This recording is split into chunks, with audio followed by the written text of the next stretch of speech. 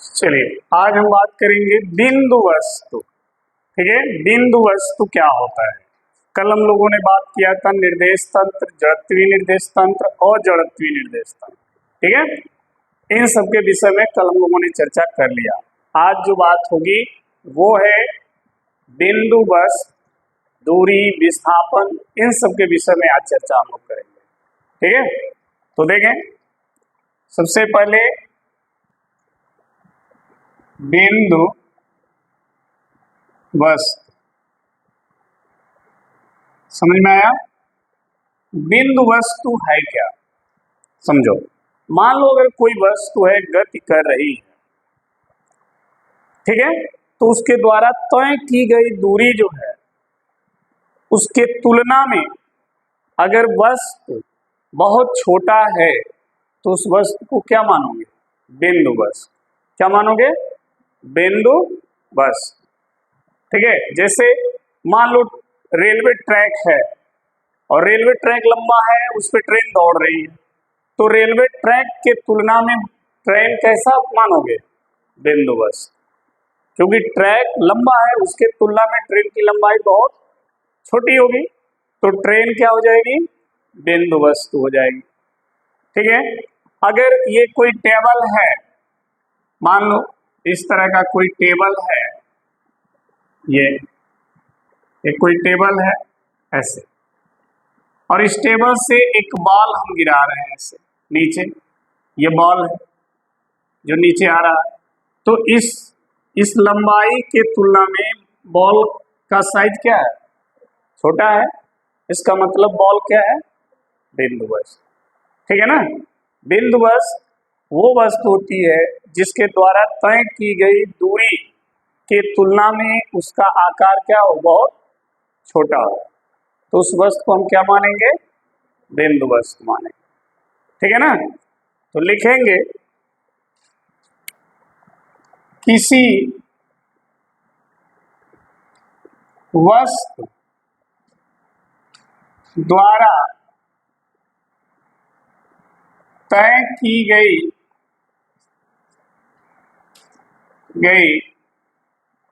पथ की लंबाई के तुलना में किसी वस्तु द्वारा तय की गई पथ की लंबाई के तुलना में वस्तु के आकार का छोटा होना, ठीक है, उस वस्तु को क्या कहलाता है, बिंदु वस्तु कहलाता है। समझ में आ गई बात। किसी वस्तु द्वारा तय की गई पथ की लंबाई, जिस रास्ते से वस्तु जा रहा है और उस रास्ते की लंबाई की तुलना में अगर वस्तु का आकार क्या हो, छोटा हो, तो उस वस्तु को हम क्या कहेंगे, बिंदु वस्तु कहेंगे। जैसे रेलवे ट्रैक के तुलना में, जैसे रेलवे ट्रैक की तुलना में ट्रेन क्या कहलाएगी, बिंदु वस्तु कहलाती है। समझ में आ गया, बिंदु वस्तु क्या है, कोई भी वस्तु मान लो हम साइकिल चला रहे हैं रोड पे, ठीक, तो रोड के लंबाई के तुलना में हम क्या कहलाएंगे, बिंदु वस्तु, क्योंकि रोड के लंबाई की तुलना में हमारा साइज क्या है, बहुत छोटा है, इसलिए हम क्या कहलाएंगे, बिंदु वस्तु कहलाएंगे। ठीक है, जहाज आकाश में उड़ रहा है, ठीक, तो तो वो जितना दूर फ्लाइट कर रहा है उसके तुलना में अगर देखा जाए तो जहाज का आकार क्या है, छोटा है, तो जहाज क्या कहलाएगा, बिंदु वस्तु कहलाएगा। समझ में आ गया ना बिंदु वस्तु का डिफिनीशन क्या होता है। ऐसा नहीं है कि कोई वस्तु बहुत छोटी है तो बिंदु वस्तु। बिंदु वस्तु को डिफाइन करने के लिए उस वस्तु द्वारा तय किए गए पथ की लंबाई के तुलना में अगर वस्तु छोटा है तब उसको क्या कहेंगे, बिंदु वस्तु कहेंगे। ठीक है। अच्छा, अब इसमें हम बात करेंगे, मान लो किसी वस्तु के स्थिति का अगर हमें मापन करना हो, किसी वस्तु के स्थिति का अगर मापन करना हो तो क्या क्या आपके पास होना चाहिए। पहला, दिशा होनी चाहिए, मात्रक होना चाहिए, ठीक है, और एक संदर्भ बिंदु होना चाहिए। ये तीन चीजें अगर हैं तो आप किसी वस्तु के स्थिति का मापन कर सकते हो। ठीक है ना। तो देखें, वस्तु के स्थिति का क्या मापन। ठीक है, किसी वस्तु के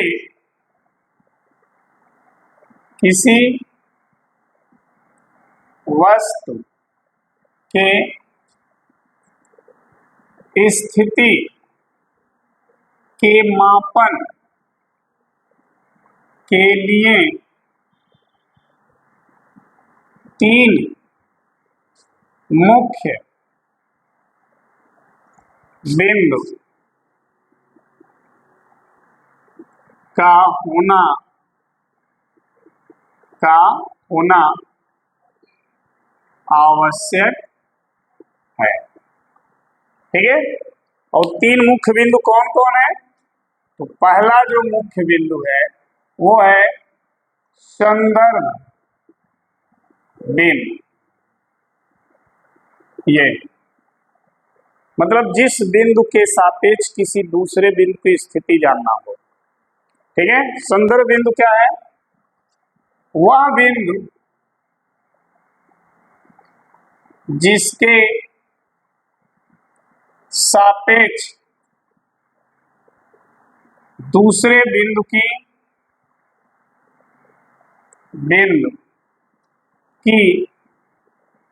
स्थिति ज्ञात की जाती है। ठीक है, वह बिंदु जिसके सापेक्ष दूसरे बिंदु की स्थिति ज्ञात की जाती है उसे क्या कहेंगे, संदर्भ बिंदु। ये संदर्भ बिंदु कहलाता है।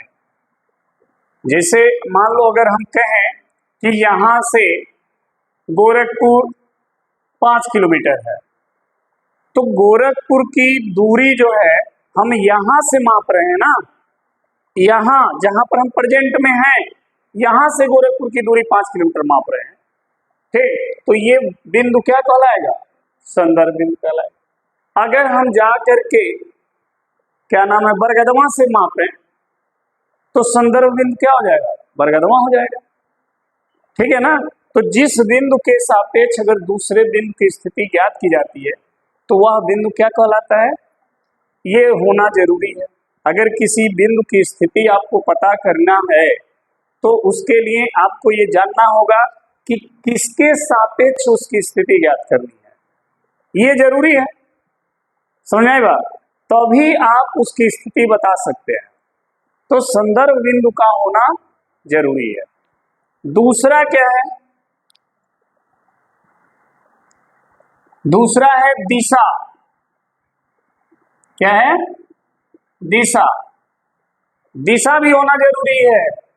अगर हम कहते कि यहां से गोरखनाथ 5 किलोमीटर दूर है तो ये तो पता चल गया कि गोरखनाथ 5 किलोमीटर दूर है, लेकिन अगर दिशा नहीं बताएंगे तो किस दिशा में आप जाएंगे 5 किलोमीटर। तब अगर दिशा हमें पता होगा तभी तो उस स्थान तक 5 किलोमीटर पहुंच पाएंगे उस दिशा में। तो दिशा का होना जरूरी है। तो दिशा,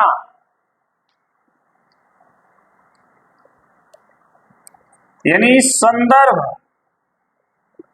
संदर्भ बिंदु के सापेक्ष दूसरे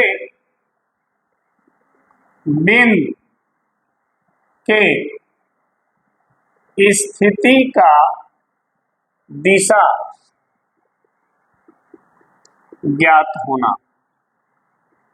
ठीक है, दिशा ज्ञात होना, इसमें दिशा बहुत जरूरी है। और तीसरा है मात्रक। तीसरा क्या है? मात्रक। मात्रक भी जरूरी है। क्यों? क्योंकि आप जा रहे हो यहां से गोरखनाथ 5 किलोमीटर, तो ये दूरी किसमें मापा आपने? किलोमीटर में। किलोमीटर क्या है? मात्रक। हम कहते नहीं यहां से 5 मीटर है, तो पहुंच जाते हैं? नहीं पहुंचते ना। तो मात्रक भी उतना ही जरूरी है जितना दिशा संदर्भ में। ठीक है, तो किसी वस्तु के स्थिति को मापने के लिए उसके दूरी के अनुसार मात्रक का होना क्या है? जरूरी है। ठीक है, दूरी के हिसाब, मान लो लंबा दूरी रहेगा तो मीटर में माप, किलोमीटर में माप लेंगे। छोटा दूरी रहेगा तो मीटर में माप लेंगे, और छोटा दूरी रहेगा तो सेंटीमीटर में माप लेंगे। तो दूरी के अनुसार उसका मात्रक होना जरूरी है, क्योंकि बिना मात्रक, बिना दिशा और बिना संदर्भ बिंदु का आप किसी भी वस्तु के स्थिति का मापन नहीं कर पाएंगे। तो किसी भी वस्तु की स्थिति का मापन करना है तो इन 3 बिंदु का होना जरूरी है। क्लियर है ना? नोट कर लीजिए।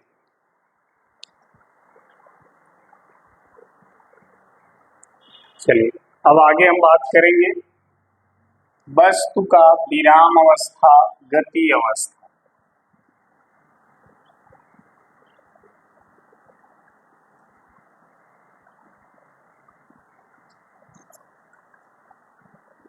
ठीक है, विराम अवस्था क्या होता है? विराम अवस्था कहें या विराम स्थिति कहें, ठीक है,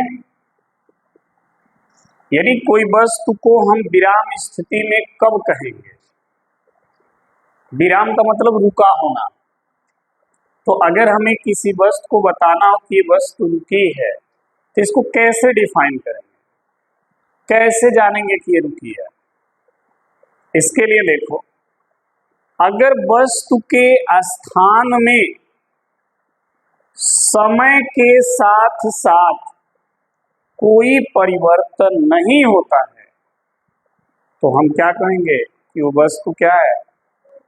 रुकी है। जैसे ये बिल्डिंग है, कल भी यही था, आज भी यही है, परसों भी यही रहेगा और यहीं पर रहेगा। समय बीतता जाएगा लेकिन ये बिल्डिंग का स्थान, समय बीत गया, स्थान बदला नहीं बदला, तो ये बिल्डिंग क्या है? विराम स्थिति में है। समझ में आ गई बात? तो समय के साथ अगर किसी वस्तु के स्थिति में कोई परिवर्तन नहीं आता तो हम कहते हैं कि वो वस्तु विराम स्थिति में है। समझ में आ गया ना? लिखेंगे, यदि समय के साथ किसी वस्तु के स्थिति में कोई परिवर्तन न हो, कोई परिवर्तन न हो, तो उसे वस्तु की क्या कहेंगे, विराम स्थिति कहते हैं। उसे वस्तु की विराम स्थिति कहते हैं, क्योंकि समय के साथ उसके स्थिति में कोई परिवर्तन, जैसे ये हमारा व्हाइट बोर्ड है, कल भी यही था, आज भी यही है, यही रहेगा। तो समय तो बीत रहा है, लेकिन इसका स्थिति जहां पर है वहीं पर है। तो बोर्ड किस स्थिति में है, विराम स्थिति में है। ठीक है, जैसे में अगर हम कहें तो क्या लिख सकते हैं, मकान, पेड़, ठीक है, ये बोर्ड, समझाई बात। आज ऐसे सब क्या है, विराम स्थिति को दर्शाते हैं। क्लियर। अच्छा, दूसरा जो हम बात करेंगे वो है गति स्थिति। गति स्थिति, गति स्थिति क्या होता है, सीधे इसी का उल्टा हो जाएगा। यदि समय के साथ साथ किसी वस्तु के स्थिति में परिवर्तन हो रहा है तो वो क्या कहलाएगा, गति स्थिति में कहलाएगा। ठीक है, जैसे साइकिल चला रहे हो तो समय के साथ साथ साइकिल आपके स्थिति स्थान को क्या कर रही है, बदल रही है। तो साइकिल किस स्थिति में है, गति स्थिति में। समझ में आ गई बात। ट्रेन दौड़ रही है ट्रैक पर, तो समय के साथ साथ वो अपने स्थान को क्या कर रही है, तो वो किस स्थिति में है, गति स्थिति। लेकिन वही ट्रेन अगर ट्रैक पर खड़ी है, समय बीत रहा है, वहीं के वहीं पड़ी है, तो वो किस स्थिति में है, विराम स्थिति में। अब समझ में आ गया। तो यदि समय के साथ किसी वस्तु के स्थिति में क्या हो, परिवर्तन हो, परिवर्तन, तो उसे वस्तु की कौन सी स्थिति कहेंगे, गति स्थिति कहते हैं। हम बताते हैं कि वो वस्तु क्या कर रही है, गति कर रही है। ठीक है, जैसे अगर हम जैसे में देखें तो जैसे क्या है, रोड पर चलती हुई क्या, बस, रेलवे ट्रैक पर दौड़ती हुई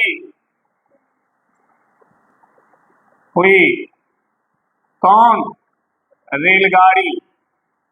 ठीक है, साइकिल चलाता हुआ लड़का। ठीक है, अब ये सब किस स्थिति में, गति स्थिति में। समय बदलता जाएगा, इनकी स्थिति भी बदलती जाएगी, तो ये गति स्थिति में है। लेकिन अगर समय बदल रहा है, इनकी स्थिति में कोई बदलाव नहीं आया, तो वो क्या होगा, विराम स्थिति होगा। ठीक है ना, नोट कर लो।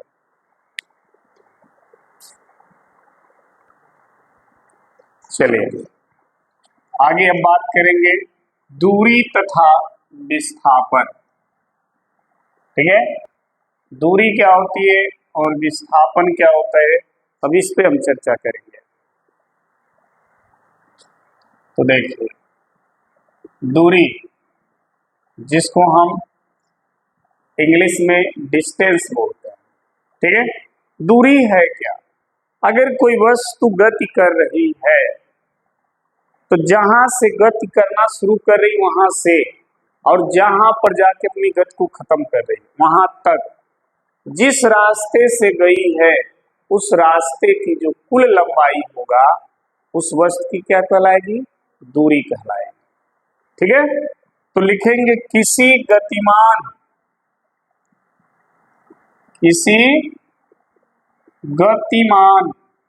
गतिमान का मतलब वस्तु गति अवस्था में हो। किसी गतिमान वस्तु द्वारा तय की गई पथ की लंबाई क्या कहलाती है? दूरी कहलाती है। जिस रास्ते से जाएगा ना, उस रास्ते को क्या कहते हैं? पथ।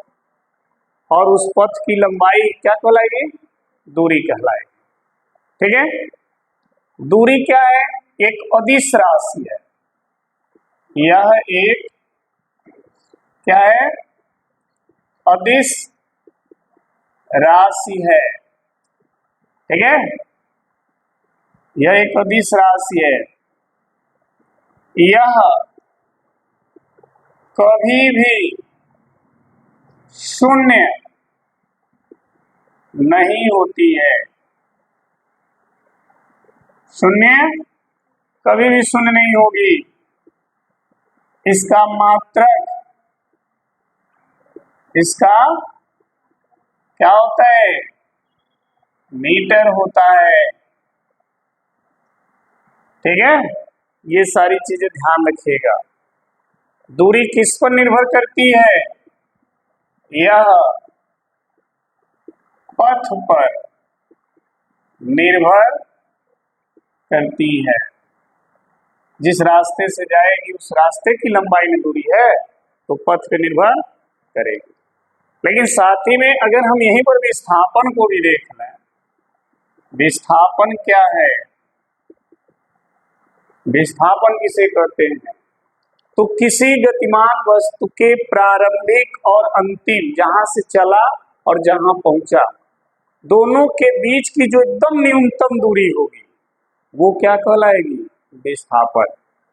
ठीक है। तो किसी गतिमान वस्तु के प्रारंभिक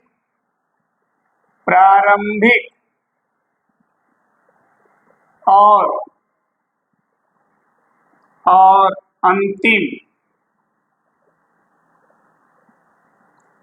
स्थिति के बीच की न्यूनतम दूरी क्या कहलाता है? विस्थापन कहलाता है। ठीक है। विस्थापन है क्या? सदिश राशि है। यह एक सदिश राशि है। यह शून्य हो सकता है। यह शून्य, इसका मात्रक मीटर होता है। यह प्रारंभिक और अंतिम स्थिति पर निर्भर करता है। ये हो गया दोनों। अब देखो, मान लो यहां पे समझो, मान लो ए से बी तक हमें आना है, इस पॉइंट से इस पॉइंट तक। समझना, कोई वस्तु है या कोई व्यक्ति है, वो ए से बी तक आने के लिए ऐसे ऐसे ऐसे ऐसे घूम करके यहां आ गया। ठीक, ऐसे आ गया। कोई व्यक्ति है जो ऐसे आ गया, कोई व्यक्ति है जो इधर इधर इधर इधर इधर घूमते घूमते यहां आ गया। ठीक, तो ये जिस रास्ते से जा रहा है ना, ये सभी रास्ते की लंबाई क्या कहलाएगी? दूरी कहलाएगी। समझ में आई बात? ये सब दूरी है अलग अलग। विस्थापन क्या है? यहां से चला तो ये हो गया प्रारंभिक और यहां पर आया तो ये हो गया अंतिम। प्रारंभिक और अंतिम के बीच की जो सबसे न्यूनतम दूरी होगी, सबसे कम दूरी, तो सबसे कम दूरी क्या होगी? एकदम सीधा, यही सबसे कम दूरी होगी। तो ये सबसे कम ये जो दूरी है, ये इसी को हम बोलते हैं विस्थापन। अंतर समझ में आ गया? विस्थापन क्या है? सबसे न्यूनतम दूरी है, ये है विस्थापन। और है ये सब क्या है? दूरी। अब तो क्लियर हो गया ना, दूरी और विस्थापन। कहीं अगर विस्थापन की बात हो तो तुरंत देखना प्रारंभिक और अंतिम स्थान, प्रारंभिक और अंतिम जो पोजीशन है उसके बीच की सबसे कम दूरी विस्थापन है। बाकी सब के सब क्या आ जाएंगे? दूरी। विस्थापन एक ही होता है, दूरी बहुत सारे हो सकती है। ठीक है, चलो अब देखो कैसे शून्य हो रहा है और कैसे शून्य नहीं हो रहा है। समझो, अगर मान लो कोई व्यक्ति है, ये इसकी प्रारंभिक स्थिति है ये, और यहां से चला और घूमते घूमते घूमते फिर यही आ गया, यही इसका अंतिम स्थिति भी बन गया, यही प्रारंभिक और यही। तो प्रारंभिक और अंतिम के बीच की न्यूनतम दूरी क्या यहाँ हुई? शून्य हो गई। इसलिए विस्थापन क्या है? शून्य हो सकता है, लेकिन दूरी शून्य नहीं हुई। देखो यहां से चला और इस रास्ते से गया ना, तो इस रास्ते की जो लंबाई है वो तो दूरी रहेगा ही रहेगा। इसीलिए दूरी कभी भी शून्य नहीं होता है। अपने जगह से चला कि दूरी हो गया, लेकिन विस्थापन किस पे निर्भर कर रहा है? प्रारंभिक और अंतिम स्थिति पर। अगर दोनों स्थिति सेम एक ही पॉइंट पर है तो विस्थापन जीरो हो जाएगा, लेकिन दूरी जीरो नहीं, कभी नहीं दूरी जीरो होती है।